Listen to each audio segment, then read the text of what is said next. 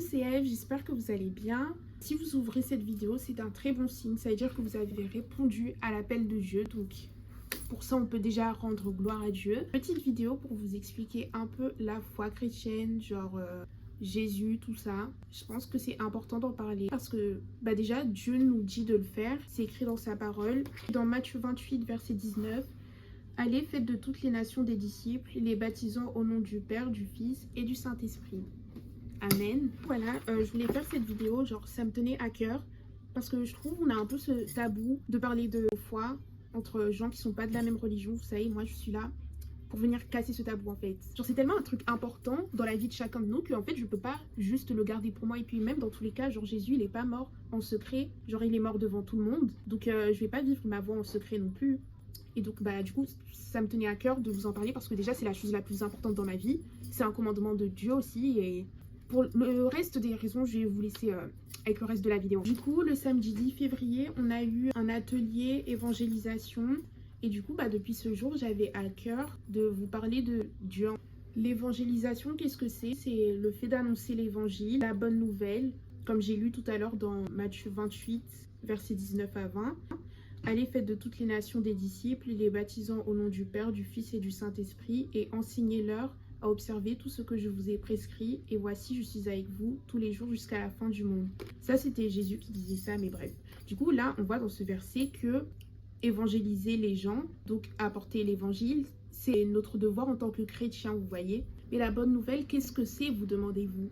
Laissez-moi vous dire. La bonne nouvelle en fait c'est d'annoncer le fait que Jésus est mort à la croix pour vos péchés, pour les miens, pour ceux de Mélissa, de Gerline, de ma mère, de vos amis, de la dame qui passe là. Je sais pas, de tout le monde en fait, par amour pour sa création. Ok, donc là je vais prendre Jean 3 verset 16. Tout ce que je vous dis là, c'est des noms de livres, genre de la Bible. Ça c'est le verset que tous les chrétiens connaissent. Alors, car Dieu a tant aimé le monde qu'il a donné son Fils unique afin que quiconque croit en lui ne périsse point mais qu'il ait la vie éternelle. Amen. Et du coup, qu'est-ce que ça veut dire ce verset? Ça veut dire que en fait Jésus il est mort pour tout le monde. Ça veut dire pas que les chrétiens, ça veut dire toute l'humanité en fait. J'insiste bien sur le tout le monde parce que j'avais vu des gens qui croyaient que c'était que pour les chrétiens qu'il était mort, mais non, c'est pour tout le monde. Peut-être vous vous demandez, qu'est-ce que ça veut dire? Il est mort pour moi, c'est qui Jésus? Pourquoi il a fait ça? Je vais vous expliquer. Je sais pas si c'est pareil dans toutes les religions. Enfin, je pense que tout le monde connaît cette histoire avec le fruit défendu. Du coup, après la création du monde, Dieu il avait établi Adam et Ève dans le jardin d'Éden. Sauf qu'il leur avait formellement interdit de manger le fruit de l'arbre de la connaissance du bien et du mal. Chose qu'ils n'ont pas fait, ils ont grave mangé ça parce qu'ils ont été tentés par le diable. Et cela a eu pour conséquence la mort en fait. Laissez-moi vous trouver le verset. Dans Genèse 3, verset 3, là c'est Dieu qui parle à Adam et Ève. Mais quant au fruit de l'arbre défendu qui est au milieu du jardin, vous n'en mangerez point et vous n'y toucherez point, de peur que vous ne mouriez. Du coup, c'est pour ça que Dieu leur avait interdit d'en manger, c'est parce que sinon ils allaient mourir. Du coup, ils ont été tentés par le diable et ils l'ont mangé. Jusque-là, vous me suivez, c'est facile encore. Très bien. Vu qu'on est tous issus de Adam et Ève, genre on est tous leurs descendants, vu que c'est les deux premiers humains, on est pécheurs par nature en fait, parce que le péché a été introduit dans l'humanité à partir de lorsqu'ils ont mangé le fruit que Dieu leur avait défendu de manger. Le péché, il est ancré en nous comme si c'était quelque chose d'héréditaire, vous voyez. Du coup, voilà, on subit juste leur erreur à tous les deux. Parce qu'en soi, dans le soi où ils se seraient repentis, pourquoi on vivrait sur terre, dans la souffrance? C'est parce qu'ils ont péché et que du coup, Dieu les a chassés du jardin, qu'on vit comme on vit maintenant. Sauf que, voyez-vous, le problème dans tout ça, c'est que le péché, il nous sépare de Dieu. Parce que Dieu, il est saint et nous, on est pécheurs. Est-ce que la lumière et les ténèbres peuvent cohabiter ensemble? Non. Donc du coup, par notre nature pécheresse, on est séparé de Dieu, vous voyez, qui est saint. Comme il est écrit dans Romains 3, verset 23, « Car tous sont péchés, ils sont privés de la gloire de Dieu. » Et du coup, à cause de notre nature pécheresse, on est condamné à mort parce que, comme dit dans Romains 6, verset 23, « Car le salaire du péché, c'est la mort, mais le don gratuit de Dieu, c'est la vie éternelle en Jésus-Christ notre Seigneur. » Amen. Il fallait donc que quelqu'un paye le prix de nos péchés à notre place, que quelqu'un meure pour nos péchés. C'est là que Jésus intervient. Il faut sachez dans un premier temps que dans le christianisme, ce n'est pas par nos bonnes actions qu'on accède au ciel, mais c'est par la grâce. Le salut, c'est le fait de plus être condamné à mort et c'est quelque chose d'inestimable, c'est quelque chose qu'on peut pas acheter. Et le ciel, c'est tellement l'endroit parfait, c'est tellement le Graal pour tous les humains. Même le mot parfait, c'est pas assez, genre nos mots sont trop petits pour pouvoir... Bref, nos actions, elles n'ont aucune importance parce que, genre, ça voudrait dire quoi? Qu'on peut quantifier le paradis, genre que le paradis a un prix, que genre au bout de 1 milliard de bonnes actions, on peut accéder au paradis. Et du coup, pourquoi pas 1 milliard et une bonne action?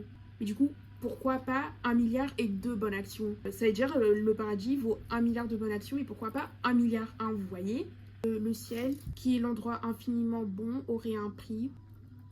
Non. La Bible, c'est pas genre une liste d'interdictions, d'ordres, dire ouais, fais ceci, fais cela, fais pas ceci, fais pas cela. Parce que dans ce cas, on tomberait dans la religiosité et les chrétiens ne doivent pas être religieux. Dieu, c'est pas un tyran. On doit pas le servir parce qu'on a peur d'aller en enfer. Déjà, Dieu, il est amour et en plus, ce serait hypocrite parce que combien de personnes, si par exemple l'enfer ça n'existerait plus, auraient continué les péchés qu'ils avaient délaissés? Combien de personnes auraient arrêté de suivre les enseignements s'il y avait que le ciel? Genre même, demandez-vous, est-ce que s'il n'y avait plus d'enfer, vous auriez arrêté les péchés que vous faisiez avant? Est-ce que vous continuerez à suivre ce que vous suivez? C'est ça la religiosité, c'est le fait de suivre les préceptes de Dieu, mais dans un but vain, pas parce qu'on a de l'amour pour lui. Et c'est très difficile de vivre sa foi en fonctionnant de cette manière parce que, enfin, vous voyez, quand vous avez de l'amour pour quelqu'un, c'est facile, vous avez envie de lui faire plaisir. Quelqu'un que t'aimes, tu voudras tout faire pour lui. Bah du coup, on doit fonctionner de cette manière avec Dieu. Juste le fait de délaisser certains péchés, ce sera même plus une corvée pour nous. Genre, enfin, peut-être que ce sera dur, on y arrivera plus facilement si on aime la personne pour laquelle on arrête. Et du coup, bah là, c'est pour Dieu. Et du coup, dans un deuxième temps, cela voudrait dire, genre, si on prend le fait qu'on arrive au ciel grâce à nos bonnes actions, ce serait du coup grâce à Dieu, mais grâce à moi aussi, par mes propres moyens, parce que j'ai posé des bonnes actions pour pouvoir accéder à ceci. Alors que toute la gloire doit revenir à Dieu en fait. Alors, il nous est dit dans Éphésiens 2, versets 8 à 9, « Car c'est par la grâce que vous êtes sauvés, par le moyen de la foi, et cela ne vient pas de vous, c'est le don de Dieu. Ce n'est point par les œuvres, afin que personne ne se glorifie. » Donc on ne peut pas se faire racheter par nos œuvres uniquement, parce que sinon, vous voyez, on aurait trop bombé, genre. En plus, la Bible nous enseigne d'être humble. Du coup, vous voyez, du calme aussi. Et dans un dernier temps, à cause du péché adamique, encore une fois, même si on essaierait de faire toutes les bonnes actions possibles, ça n'aurait aucune valeur aux yeux de Dieu parce qu'on a notre nature de pécheur, vous voyez. Toutes les bonnes actions qu'on aurait fait, ça n'aurait pas été motivé par Dieu, mais par notre chair qui est mauvaise. Donc ça n'a aucune valeur pour Dieu. Ok, tu fais ça, mais ça n'a pas été motivé par lui, ça vient de toi. Or, toi, tu es pécheur. Donc, lui, il va faire quoi avec ça? J'espère que vous suivez encore jusque-là. Est-ce que vous vous êtes déjà dit parfois, vous avez fait un truc, mais vous saviez que vous auriez pas dû le faire, mais vous avez trop envie de le faire et vous le faites quand même, genre. C'est le péché qui est inscrit en nous et qui nous pousse à faire des choses qu'on n'a pas envie de faire. Et du coup, vous pouvez être délivré du péché. Comment? Avec Jésus. Ok, du coup, comme j'ai expliqué, ce n'est pas par nos bonnes actions qu'on peut atteindre Dieu, parce qu'on est trop... comme ça, vous voyez, pour pouvoir nous approcher de lui. Et parce qu'on est pécheurs aussi. Du coup, c'est Dieu qui s'est approché de nous pour pouvoir nous sauver de la mort que produit le péché. Ok, du coup, maintenant, pourquoi il a fallu que Jésus aille à la croix? Dans toute la Bible, pour être justifié aux yeux de Dieu par rapport à un péché, il fallait faire un sacrifice.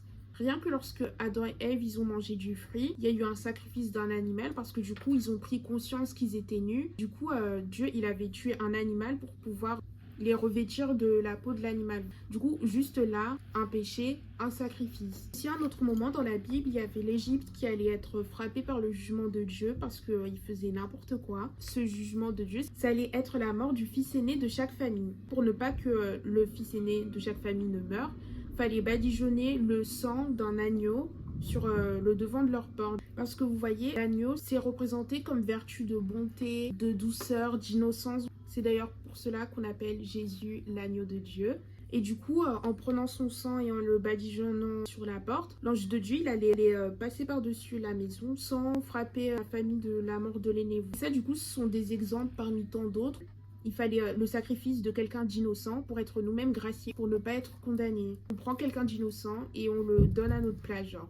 Du coup, on ne peut pas changer la Bible, on ne peut pas changer les Écritures. Alors, comme dit dans Ésaïe 40, verset 8, « L'herbe sèche, la fleur tombe, mais la parole de notre Dieu subsiste éternellement. » Il est aussi écrit dans Matthieu 5, verset 17, Ne croyez pas que je sois venu pour abolir la loi ou les prophètes. Je suis venu non pour abolir, mais pour accomplir.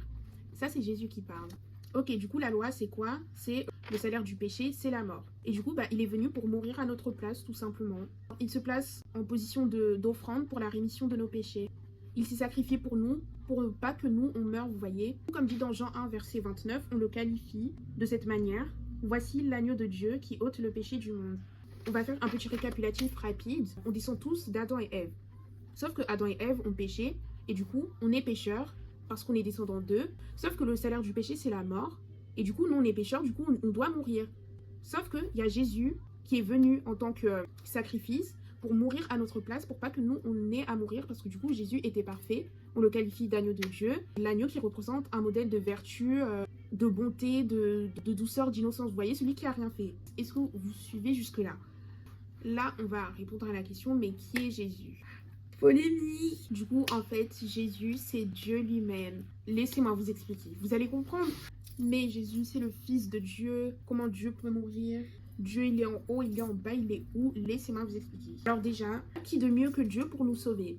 Il n'y a que celui qui donne la vie qui peut nous sauver de la mort. Dieu s'est fait homme. Il est venu sur terre pour accomplir l'œuvre à la croix. À la croix, c'est quoi? C'est quand il a été crucifié. Et que du coup, tous les péchés de tout le monde sont allés sur lui, vous voyez? Je le rappelle, parce que le salaire du péché, c'est la mort. Mais Jésus n'a jamais péché. Lui, il prend juste nos péchés. Il avait sa nature 100% homme, mais 100% Dieu en même temps. Dieu a revêtu la chair et sa limitation, a participé à la chair et au sang comme tous les hommes, pour qu'on obtienne justification et pardon. Si c'est pas beau, si ça, c'est pas une belle preuve d'amour. Après là, bon, ça risque de se compliquer un peu, donc restez accrochés, suivez-moi bien. L'expression fils de Dieu pour désigner Jésus, c'est en au plus près la notion d'appartenance. Je sais pas si vous savez, mais bref, la Bible, ça a été écrit en grec ancien et... Oh, c'est en latin? En grec ancien et en latin. Ah non, mais n'importe quoi. En grec ancien et en hébreu, pardon. Et aussi, il y avait une petite partie d'araméen aussi. On peut aussi traduire fils de Dieu par issu de Dieu directement. Issu de Dieu, donc le fait d'avoir une essence divine, de venir directement de Dieu, parce qu'il est Dieu. Suivez s'il vous plaît. Ce terme a été choisi pour qu'on se rende compte de l'incarnation, car il était porteur d'un sens familier et accessible à la raison et aux sentiments humains, vu qu'il s'est fait homme. Tellement il voulait se rapprocher de nous, genre il s'est rapproché, en fait on ne peut pas faire plus proche que de devenir humain pour être comme ça avec nous, vous voyez. L'évangile de Jean, le livre de Jean en fait, désigne Jésus-Christ sous le terme de logos, mot grec qui peut avoir le sens de pensée de Dieu, raison divine, conscience logique de Dieu, sagesse, faculté de raisonner. Est-ce qu'on peut imaginer un Dieu dépourvu de conscience? Non. Jésus est la parole sensée de Dieu. Sensée avec un S. Comme dit dans Jean 1, verset 14, « Et la parole a été chair, et elle a habité parmi nous, pleine de grâce et de vérité, et nous avons contemplé sa gloire, une gloire comme la gloire du Fils unique venu du Père. » Ils sont donc inséparables. Ceci nous amène donc à considérer l'unité de nature. Dieu et sa conscience ne font qu'un. On va prendre un exemple. On peut dire mon cerveau a résolu un problème de maths ou j'ai résolu un problème de maths. Genre dans tous les cas, la finalité est la même. Du coup, là c'est la même chose. Genre unité et diversité sont sauvegardés simultanément dans la même opération. Du coup, Dieu et sa conscience, ils ne font qu'un. J'ai résolu un problème de maths, mon cerveau a résolu un problème de maths. Ça ne fait qu'un aussi. Genre c'est la même chose. Ou sinon, un exemple un peu plus facile, genre l'eau, qui est sous forme liquide, gazeuse et solide. Dans tous les cas, c'est de l'eau. C'est pas la même forme, mais c'est de l'eau. Du coup, vous voyez, ça c'est un peu pour expliquer la Trinité, le Père, le Fils, le Saint-Esprit. Genre, c'est tous Dieu, juste sous forme différente. Là, vous voyez, c'est la même chose. Du coup, dans la perception traditionnelle, la conception implique la séparation. Comme quand une mère, elle accouche, elle est séparée de son fils, vu qu'il est plus dans son ventre, genre.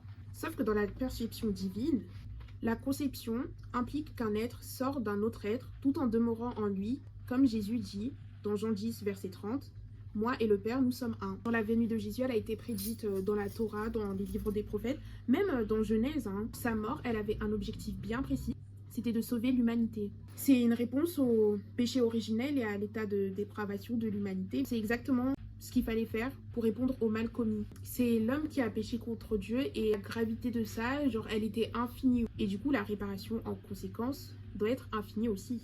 Or, l'homme, par sa nature, est incapable d'une telle réparation, vous voyez. Dieu avait donc à l'assumer lui-même. Mais comme le péché a été commis par un homme, il a fallu que Dieu s'incarne lui-même en homme pour qu'il y eût coïncidence exacte entre l'auteur de la faute et celui de la réparation. Par un homme, le péché est entré dans l'humanité et par un homme, il en est sorti, et c'est Jésus. Dieu, dans tout son amour et sa miséricorde, s'est humilié. C'est vraiment le terme utilisé dans la Bible, c'est humilié. En se faisant homme, pour prendre les péchés de l'humanité et pour pas que nous, on ait à mourir, afin qu'on soit rattaché à lui par l'intermédiaire de Jésus. Parce qu'il nous aime et qu'il veut nous éviter l'enfer tout simplement. Parce qu'on ne peut pas nous sauver nous-mêmes. C'est pourquoi il nous a accordé cette grâce. Il a vécu la haine, le mépris de son peuple. Vous savez comment les Juifs ont traité Jésus? C'était trop un truc de fou, genre. Il a fait tout ça pour pas qu'on soit séparés de lui. Si on reprend Romains 3, versets 23 à 26, il est écrit « Car tous sont péchés, ils sont privés de la gloire de Dieu, et ils sont gratuitement justifiés par sa grâce, par le moyen de la rédemption qui est en Jésus-Christ. C'est lui que Dieu a destiné par son sang à être pour ceux qui croiraient victime propitiatoire afin de montrer sa justice, parce qu'il avait laissé impunis les péchés commis auparavant, au temps de sa patience, afin, dis-je, de montrer sa justice dans le temps présent, de manière à être juste, tout en justifiant celui qui a la foi en Jésus. » Amen.